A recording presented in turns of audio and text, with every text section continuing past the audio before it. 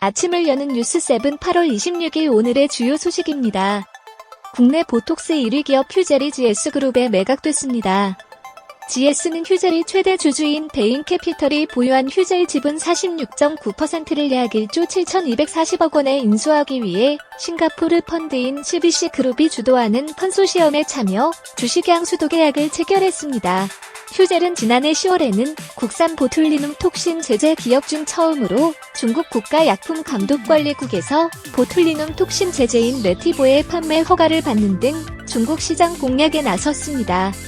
서태수 GS 회장은 휴젤은 국내외 수많은 바이오 기업 가운데 보툴리눔, 톡신, 히알루론산 필러 등 검증된 제품과 글로벌 경쟁력을 갖추고 있어 향후 지속적인 성장이 기대된다며 GS그룹의 바이오 사업을 다각화할 수 있는 플랫폼으로 육성해 미래 신사업인 바이오 사업을 더욱 확장해 나갈 것이라고 투자 배경을 밝혔습니다. 11번가가 오는 31일부터 미국 아마존 상품을 11번가 앱과 웹사이트에서 바로 주문할 수 있는 아마존 글로벌 스토어 서비스를 시작합니다. 세계 최대 온라인 유통업체인 아마존의 이번 한국 진출이 국내 해외 직접 구매 시장, 나아가 전체 이커머스 판도에 어떤 영향을 줄지 관심이 쏠리고 있습니다. 11번가는 구입이 가능한 아마존 상품 규모에 대해 수천만 개 수준이라며 상품 검색이나 상세 정보 확인, 주문 정보 입력, 결제도 기존 11번가 이용 방식과 같다고 설명했습니다. 또 SK텔레콤이 구독 상품인 우주패스에 가입하면 무료 배송이 적용됩니다. 11번가에서 구매한 아마존 상품의 주문과 결제, 배송, 반품, 환불 관련 문의를 처리하는 전담 고객센터를 운영합니다. 삼성전자가 240조 원 규모의 신규 투자 계획을 공개하면서 4만여 명을 직접 고용하겠다고 발표해 취업 준비생들이 반기는 분위기입니다.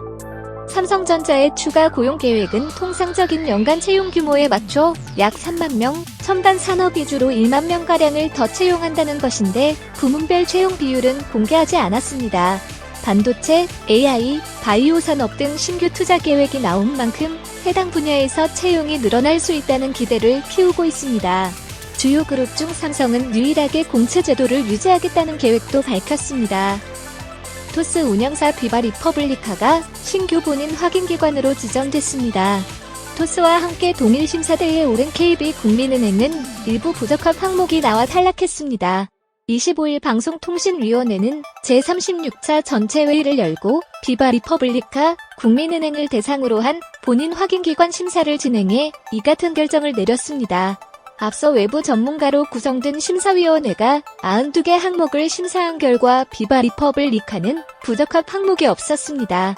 방통위는 12개 개선 필요사항의 개선 완료를 조건으로 비바 리퍼블리카의 본인 확인기관 지정을 승인했습니다. 본인 확인기관으로 지정되면 이용자 주민등록번호를 수집하고 정보통신 서비스 제공자에게 대체 인증수단을 제공할 수 있습니다. 이번에 함께 심사를 받은 국민은행은 2개 항목이 부적합으로 평가돼 본인 확인기관으로 지정되지 않았습니다. 금융당국이 은행권에 이어 제2금융권인 저축은행업계의 대출한도 제기에 나섰습니다. 법정 최고금리 인하로 중금리 대출 시장에서 적극적인 영업에 뛰어들었던 저축은행업계는 연말까지 대출한도를 연소득 이내로 제한할 방침입니다. 25일 업계에 따르면 저축은행 중앙회는 최근 회원사의 유선상으로 가계대출 한도를 연봉 이내로 제한하라고 권고했습니다. 정부가 은행권 신용대출 한도를 규제한 후 대출 수요가 저축은행으로 몰리는 풍선 효과를 사전에 차단하기 위한 것으로 판단됩니다. 앞서 금융감독원은 지난 5월 각 저축은행에 올해 가계대출 증가율을 작년과 같은 21.1%로 관리하라는 지침을 보냈습니다. 중금리 대출과 해상론, 사익돌 등 정책금융 상품을 제외한 고금리 가계대출 증가율은 5.4%대의 관리를 요청했습니다. SSG닷컴은 명품 브랜드 공식 스토어 상품과 검증된 셀러가 판매하는 병행수인 명품 중 SSG 개런티 로고가 부착된 상품에 디지털 보증서를 발급합니다. 엄격한 심사를 통해 선정한 20여 개 셀러, 90여 개 브랜드, 5천여 개 상품에 우선적으로 적용하는데 연내 1만 개 상품까지 확대할 계획입니다. 디지털 보증서엔 상품 정보와 구매 이력, 보증 기간, 보안 정보 등 내용이 담기는데 명품 하나하나마다 각기 다른 고유 시리얼 넘버가 보증서에 기재되며 한 번 생성된 보증서는 복제 또는 위변조가 불가능합니다. 2년째 지속된 코로나19 팬데믹은 국내 제약 바이오 산업의 지형도 변화시켰습니다. 백신 위탁 생산과 진단키트 등으로 코로나 특수를 톡톡히 누린 삼성 바이오로직스, 시젠 같은 바이오 기업들이 부상하면서 일조 클럽을 지켜온 전통 제약사들의 입지도 흔들리고 있습니다.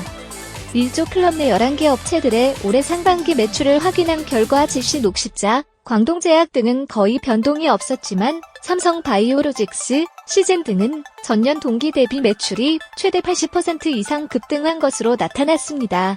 이 같은 추세가 이어진다면 삼성 바이오로직스와 시젠은 종근당과 광동제약을 제치고 일조 클럽 내 순위가 상승할 것으로 보입니다. 특히 셀트리온이 국내 제약업계 최초로 연매출 2조 원을 돌파할지도 관심사로 떠오르고 있습니다.